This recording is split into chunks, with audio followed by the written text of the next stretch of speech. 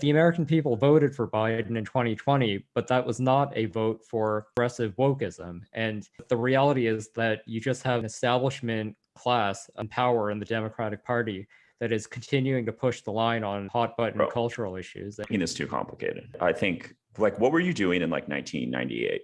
I guess we were in junior high at that time.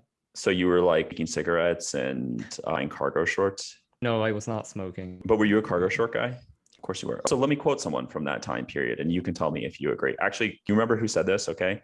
You put yourself in stupid places. Yes, you think you know it's true. Situations where it's easy to look down on you. I think you like to be the victim. I think you like to be in pain. I think you make yourself a victim almost every single day. Blah, blah, blah, blah, blah, blah, blah, blah, blah. You do what you do. You say what you say. You try to be everything to everyone. You know all the right people. You play all the right games. You always try to be everything to everyone. Do you remember that wise person who said that? I don't. Who is that? That was Everclear. I think this is Joe Biden's problem. I think he's trying to be everything to everyone. Like, he's trying to be Uncle Joe one day. He's trying to be all like woke, creepy grandpa the next day. And none of it sticks. I have no idea what Joe Biden wants for the country.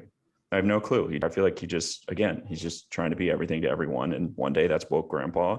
And the next day that's good old blue collar Joe wanting you to get like a $50,000 Tesla truck. What the fuck does this guy want? If you were to ask me what is it that Biden's really passionate about and clear and consistent on, I would say maybe a subset of foreign policy issues or something like reinvigorating the transatlantic alliance, none of which has anything to do with his political position in America. I agree. I mean, on domestic policy, I have no idea what he believes. And more importantly, I don't think he even knows what to do about it. Yeah. I mean, okay, time for me to sound like Sean Hannity. I feel like this is a very cautionary tale about what liberal institutions, not like in a classical sense, like the people who staff them wish Elizabeth Warren was the president, liberal institutions, about what they want and how they think, because this whole thing that everything has to be interminably diverse and debated, and someone from every single constituency has to get their way about something in every policy rollout. I think this is what you get. I think you get this total fucking Jackson Pollock painting of a presidency that you can stare at for 2 years and still not know what the fuck is going on.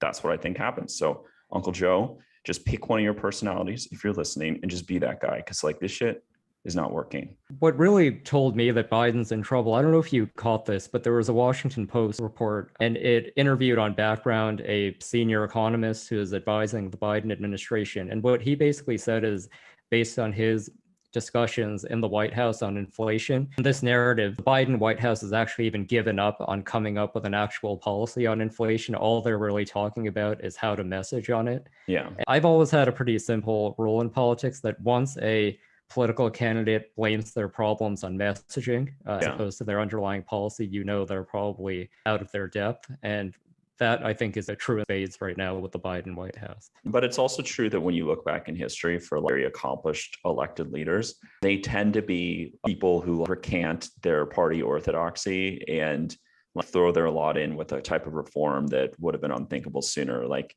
I think it was a lot of kind of labor, green, and socialist leaders in Europe that revised their pension systems that were really holding them back in like the 90s.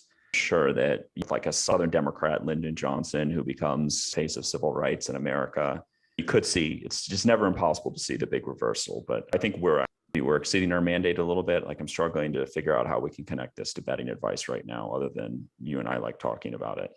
Well, I think that's clear enough. I think both of us have been basically arguing that the markets are too bearish on Biden, that the odds that the markets are giving him on re-election and so forth are too low. I think I continue to believe that, but every day that this stuff continues, you have to wonder just how bad things can get for Biden. Every time that I think he's reached a low point, it just gets worse and worse. Respond to your point that you just made here. One argument I've been making, and no one has really given a good response from what I can tell, is I think Biden could solve a significant amount of his political problem if he were simply to come out and denounce woke excess and cultural excess. It wouldn't cost him a thing. There's nothing policy-wise he would have to do. And it's pretty obvious that whatever young millennial women in the White House are telling him, the country just doesn't want this, which is, in my view, one of the few things keeping the Republican Party afloat.